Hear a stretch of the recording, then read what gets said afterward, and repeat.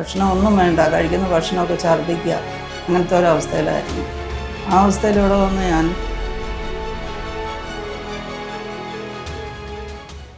എൻ്റെ പേര് Annakutty. കായ്ക്കുഴ Caritas HTP ഹോസ്പിറ്റലിലാണ് ഞങ്ങളിവിടെ വന്നിരിക്കുന്നത്. ശരണ്യ മാഡത്തിൻ്റെ കീഴിലായിരുന്നു ചികിത്സ. ഞാൻ വളരെ ഒരു ഭക്ഷണം പോലും കഴിക്കാൻ പറ്റാത്ത ഒരവസ്ഥയിലെന്ന് പറഞ്ഞ പോലെ, ഭക്ഷണം ഒന്നും വേണ്ട, കഴിക്കുന്ന ഭക്ഷണമൊക്കെ ഛർദ്ദിക്കുക, അങ്ങനത്തെ ഒരവസ്ഥയിലായിരുന്നു. ആ അവസ്ഥയിലൂടെ വന്ന് ഞാൻ ഇവരുടെ ട്രീറ്റ്മെൻറ്റ് ഒരു പ്രാവശ്യം ട്രിപ്പ് ഇടുകയും ഗുളിക തരികയൊക്കെ ചെയ്ത് കഴിഞ്ഞപ്പോഴത്തേനും ഭക്ഷണം കഴിക്കാറായി. ഇന്നെനിക്ക് ഭേദമായിരിക്കുകയാണ്. എൻ്റെ പേര് PP ജോസഫ്. ഞങ്ങൾ രണ്ടുപേരും +2 റിട്ടയർഡ് പ്രിൻസിപ്പൽമാരാണ്.